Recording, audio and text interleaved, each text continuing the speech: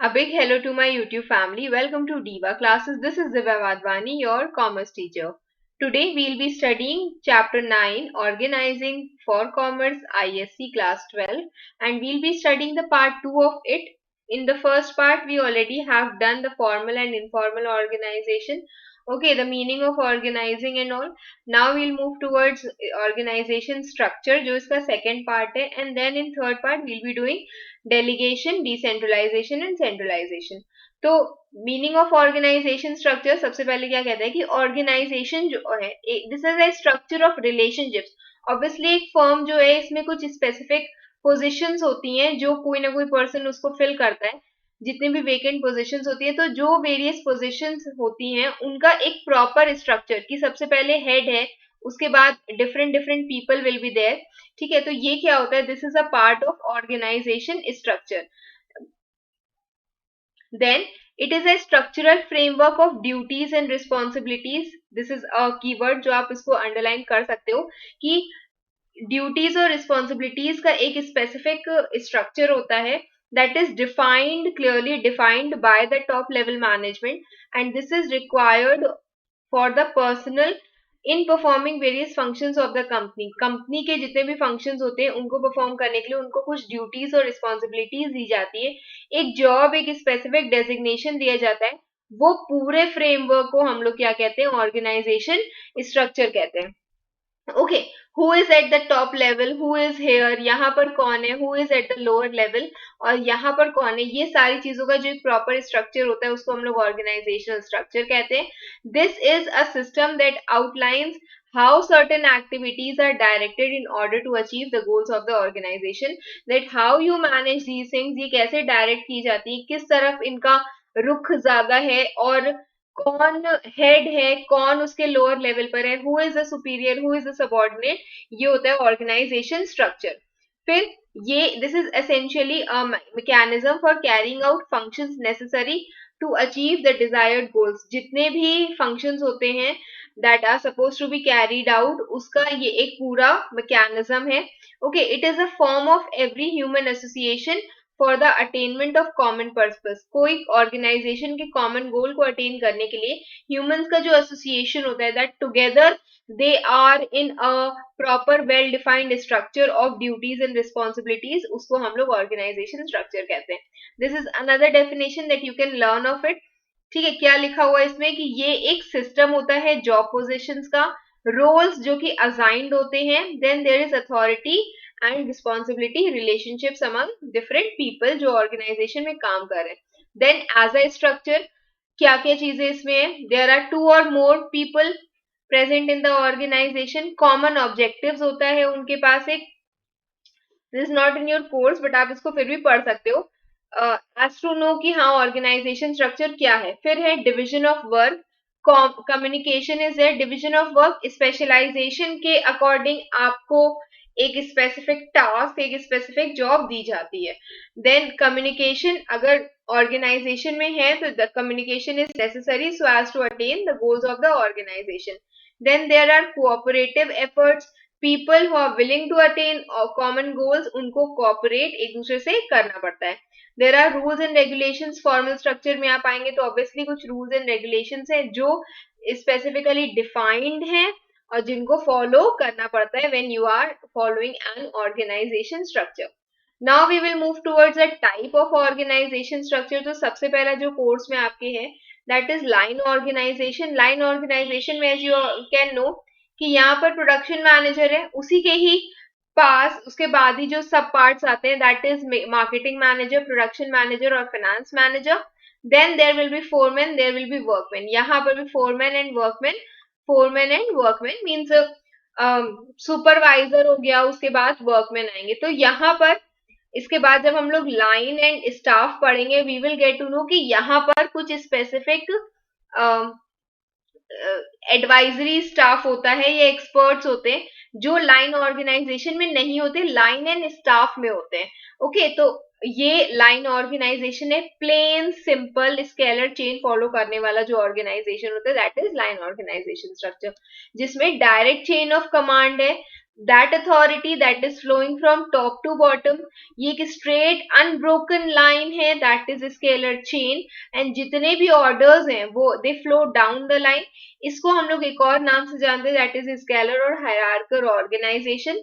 ठीक है, क्योंकि there are uninterrupted vertical relationships which connect the positions and tasks of each level with those above and below it। तो क्या बोला गया है कि एक हायरार्किकल या फिर एक स्केलर ऑर्गेनाइजेशन है, क्योंकि यहाँ पर एक series of uninterrupted vertical relation है, एक हेड पे है, फिर यहाँ पर है, दो यहाँ पर है, तो ये वो जॉब पोजीशंस है जो कुछ अबव है कुछ बिलो है। तो दिस इज लाइन ऑर्गेनाइजेशन। ठीक है, every superior has a command over subordinates, हर सुपीरियर अपने सबऑर्डिनेट को कमांड दे सकता है, एंड हर सबऑर्डिनेट अपने सुपीरियर को इमीडिएटली अकाउंटेबल है, आंसरेबल है। फिर unity of command is there just because कि वहां पर हमें अपने ही इमीडिएट सुपीरियर को ही सिर्फ आंसर करना है, तो there are no different multiple head जिनको हमें आंसर करना है, this is why there is unity of command.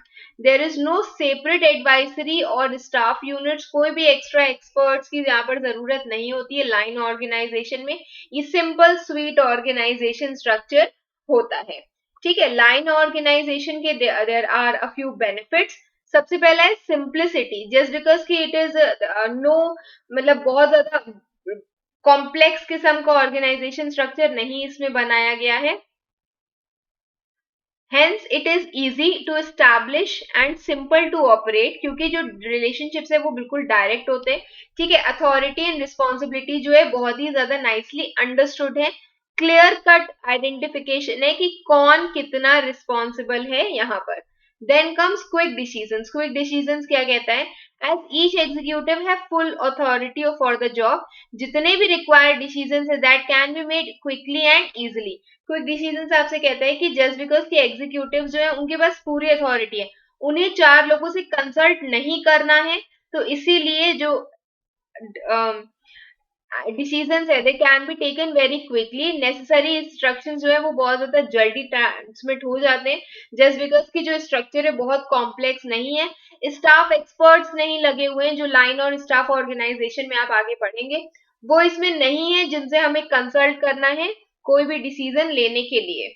Okay, next comes unified control. Unified control आपसे कहता है कि लाइन ऑर्गेनाइजेशन यूनिफाइड सुपरविजन और कंट्रोल लेकर के आता है, जस्ट बिकॉज की only one person is above us जिसको हमें आंसर करना है, because subordinate reports to only one superior. It also confronts the scalar principle of organisation, जहां पर inter departmental coordination can be achieved only through personal contact between the line managers. ठीक है, कि हाँ अगर कोऑर्डिनेशन है then managers are suppose to talk to different different department, लेकिन जो भी सबऑर्डिनेट है they have to be answerable only to one superior. Then comes discipline. Discipline कहता है कि यूनिटी ऑफ कमांड और यूनिफाइड कंट्रोल जो होता है, हम एक ही मेरे ऊपर हेड है और हमें उसे ही आंसरेबल है हम, तो इससे क्या होता है कि there is discipline and there is no division of loyalty कि मुझे इसको भी आंसर करना है मुझे इसको भी आंसर करना है, ये सब चीजें नहीं है इसमें। Each position is subject to control by its immediate superior position only, और मेरे ऊपर सिर्फ एक ही हेड है जिसको हमें आंसर करना है। Then there is fixed responsibility, obviously clear cut authority and responsibility का रिलेशनशिप है ये। Every member of the organisation ही दे नो कि किन से हमें ऑर्डर्स लेने हैं और किन को हम अकाउंटेबल हैं। Unity of command helps to avoid back passing, मतलब कि इधर उधर चीजें नहीं होती हैं इसमें। फिर economy, line organization is less expensive as there are no staff specialist। obviously कि कोई भी staff specialist उसमें नहीं है, staff experts नहीं है, तो decisions quick होते हैं, extra expenses नहीं होते हैं। coordination, then जितनी भी all the activities हैं that are related to one department are under the control of one person, coordination becomes easier just because कि the heads are not multiple, तो इसीलिए कोऑर्डिनेशन आसान हो जाता है। Then comes executive development. Executive development आपसे कहता है कि just because as a there are various managers who have to combine among themselves the expertise of staff, there is overall or all-round development of the managers concerned. क्या कहा गया है कि just because कि managers जो हैं they have to combine among themselves, जितने भी उनकी एक्सपर्टीज है वो उनको खुद ही वो चीजें देखनी होती हैं, इसलिए उनका ऑलराउंड डेवलपमेंट होता है, उनके लिए कोई एक्सपर्ट आकर के उनको चीजें बताएगा नहीं. Okay, then next is demerits. Demerits में सबसे पहला आता है ओवरबर्डन्ड विद एडमिनिस्ट्रेटिव वर्क, कि भाई सारे काम हमें खुद ही करने हैं. रिफ्लेक्टिव थिंकिंग, बहुत ज्यादा सोच विचार करके if you have to think of कि भाई इसका रिजल्ट क्या होगा, ये अगर डिसीजन लिया इसका रिजल्ट क्या होगा, तो इसके कारण हमारी ही टाइम और एनर्जीज जा रहा होता है. And this is why we are bogged down in merit decision and cannot pay proper attention to each job. और हम लोग इतने लार्ज नंबर ऑफ डिटेल्स में ऑक्यूपाइड होते हैं कि हम लोग पूरी तरीके से चीजों का ध्यान नहीं रख पाते हैं. लैक ऑफ स्पेशलाइजेशन है ऑब्वियसली. इन केस आप प्रोडक्शन मैनेजर हो या फिर सेल्स मैनेजर हो and you don't know how to promote the sales और increase the sales of your organization, तो वहां पर क्या हो रहा है कि एक्सपर्ट एडवाइस की कमी है, स्पेशलाइजेशन की कमी है, जिसके कारण जो इफेक्टिवनेस है वो कम होती जा रही है in line organisation. Autocratic leadership, एक ही एग्जीक्यूटिव है जो सारी एक्टिविटीज को कंट्रोल कर रहा है, जिसके कारण जो है there is much of authoritarian rule when the concentration of authorities at the top level. मतलब कि टॉप लेवल ही है, अगर हम एक पिरामिड देखें और सिर्फ इतने ही लेवल पर ही जो जितने भी डिसीजन है वो सब बन रहे हैं और हमको सारे डिसीजन जो भी दिए गए हैं फॉलो करने, तो इससे जो लोअर लेवल में है they will not go for initiative और उनका मोरल भी डाउन हो जाएगा. Red tapism, nepotism and favouritism, almost same, these are likely to grow and there will be team spirit, lack of team spirit and cooperation. फिर दिया हुआ है कि there is difficulty in staffing, it is difficult to recruit and train executives who can perform diverse functions of an department. मतलब कि हम staff experts की तो दूर की बात है, यहाँ पर बोला गया है कि इट्स नॉट नेसेसरी कि लाइन ऑर्गेनाइजेशन में जस्ट बिकॉज कि हमें अगर प्रोडक्शन मैनेजर है तो उसी को ही सारा काम करना है, right from planning to executing whatever work is there, तो इसीलिए स्टाफ ऐसा ढूंढ कर लाना जो वो सारे डाइवर्स फंक्शंस को परफॉर्म कर ले इज वेरी डिफिकल्ट. और इन केस डिपार्टमेंटल गोल्स, मतलब अगर इन केस मिल भी जाता है तो डिपार्टमेंटल गोल्स पर इतना ओवर एम्फेसिस होता है कि there is lack of cooperation and coordination. Then instability is there, it is very line organisation के जो भी पोजिशन है they are not, they are suppose to change, वो नहीं चेंज होते. इनफ्लेक्सिबल होता है, अगर कोई की एग्जीक्यूटिव जो है वो चला जाता है, ठीक है, they may result in case they leave, तो देर विल बी डाउनफॉल और cripple of the organization just because की जो पोजिशन है वो इतनी आसानी से फिल नहीं हो सकती है. सक्सेशन प्रॉब्लम्स अराइज कि अगर एक मैनेजर चला गया, टॉप लेवल का कोई मैनेजर था वो चला गया, तो उसकी जगह पर हम दूसरे इंसान को कैसे लेकर के आएंगे, how quickly we will do that, ये भी बहुत ज्यादा समस्या वाली चीज है. Okay, moving towards line and staff organisation. अब यहां पर क्या होता है कि देखो एक बड़ा सा डायग्राम बना है, जो ये है मैनेजिंग डायरेक्टर, उसके नीचे personal manager, works manager, chief accountant, ये तो आपके मेन है जो आपके लाइन ऑर्गेनाइजेशन में भी थे, ठीक है. बट यहां पर हमने क्या किया, एक एक्सपर्ट को डाल दिया, दैट इज पर्सनल असिस्टेंट. तो ये जितनी भी डॉटेड लाइंस है ये आपकी लाइन एंड स्टाफ ऑर्गेनाइजेशन का है. स्टाफ ऐसे समझ सकते हो कि वो एक्सपर्ट्स है. फिर प्लांट सुपरिटेंडेंट वर्क्स मैनेजर के अंदर तक, फिर हमने इसके साथ डायरेक्टली इनको छोड़ देने के बजाय what we did here, we have appointed quality control inspector and repairs and maintenance officer. हमने इनको मतलब जो भी वर्क है वो डिवाइड होगा इन दोनों के बीच में, और उसके बाद they will work and report things to plant superintendent, और ये जितने भी हैं ये इनको ही वापस से रिपोर्ट करेंगे. तो यहाँ पर क्या हो रहा है कि यहाँ पर एक्सपर्ट्स बढ़ते जा रहे हैं, ड्यू टू विच जो लाइन एग्जीक्यूटिव में क्या था, एक स्पेसिफिक एक सिंपल सी स्केलर चेंज चल के आ रही थी, यहाँ पर चीजें थोड़ी सी कॉम्प्लेक्स हो जाती हैं.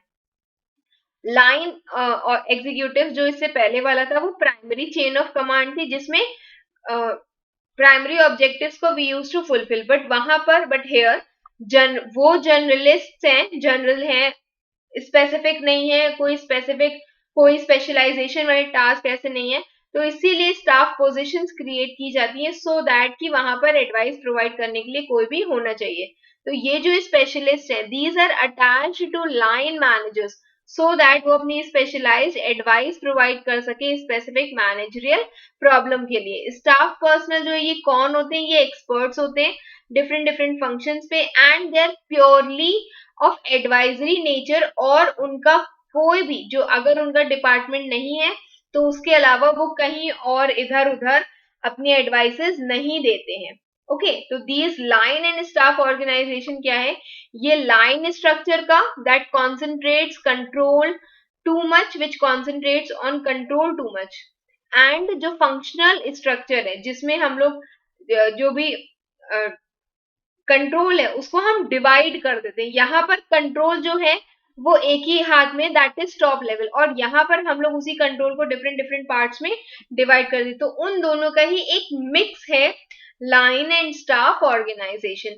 This is an attempt to combine the advantages and specialisation and unity of command. ये क्या है, दिस इज एन अटेम्प्ट जिसमें हम लोग जितने भी एडवांटेजेस हैं स्पेशलाइजेशन के, यूनिटी ऑफ कमांड के, वो सारे मिक्स कर देते हैं। Line position serve to maintain the unity of command, और स्टाफ विंग्स जो होती हैं they provide expert advice and counsel for efficient management.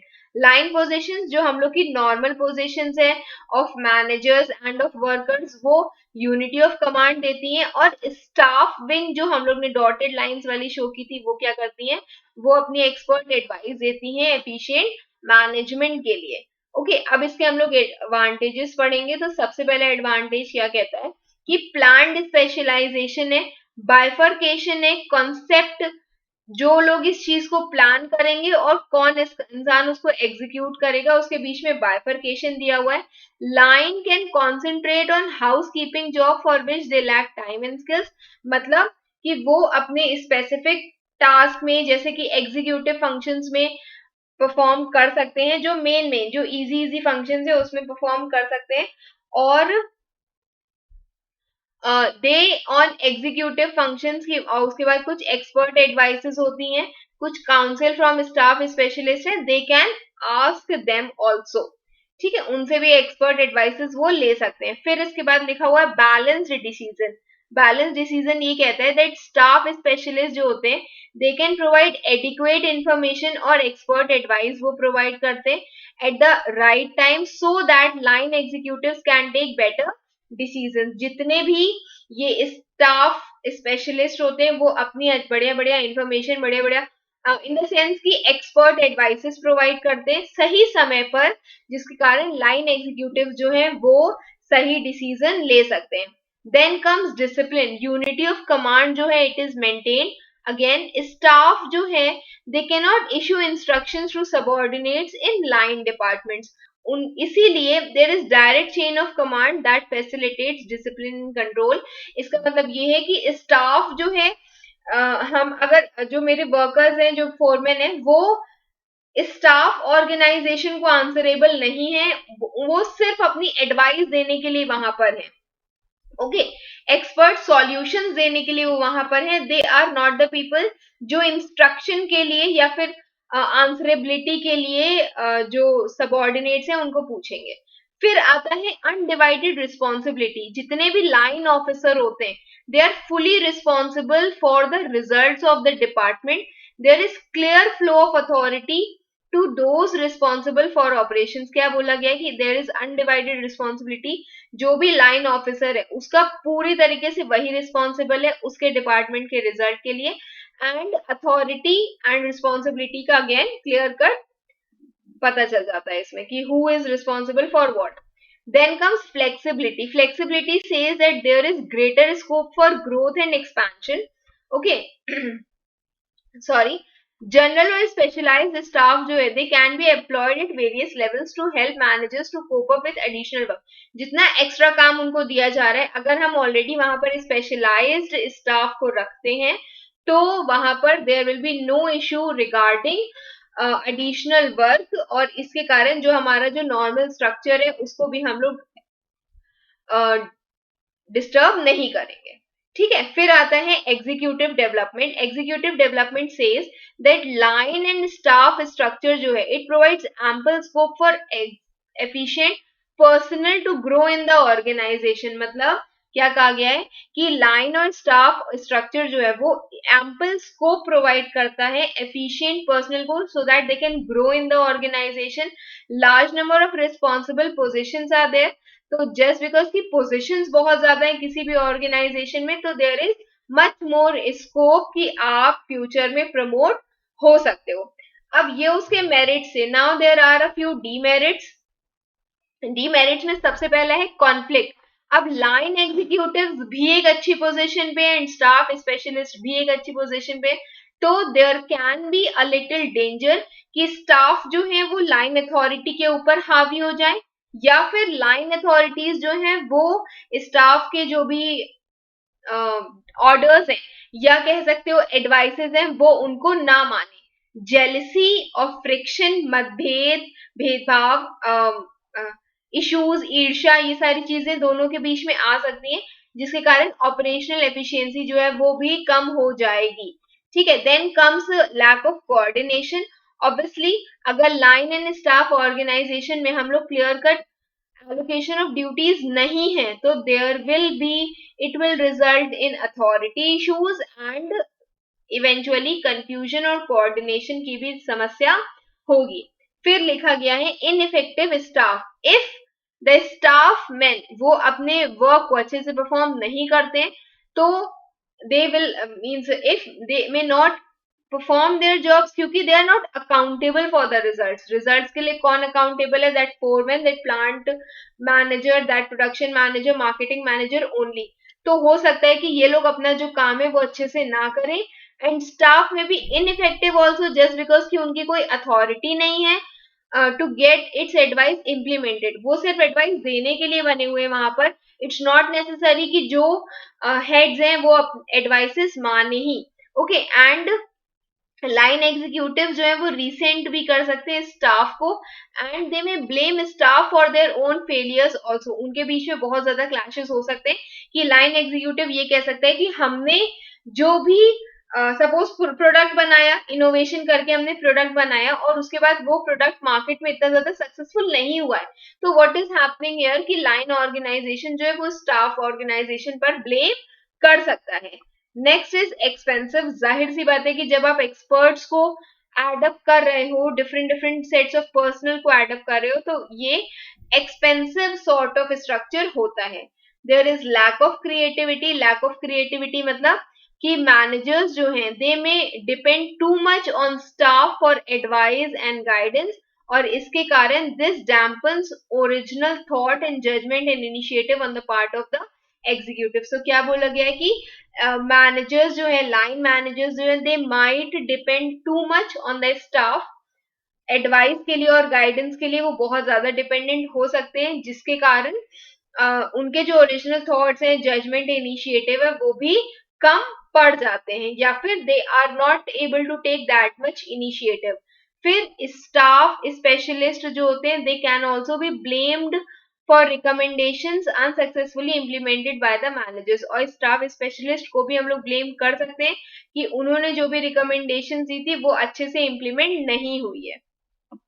Okay, now next is dysfunctional and divisional. This we will do with the delegation part only.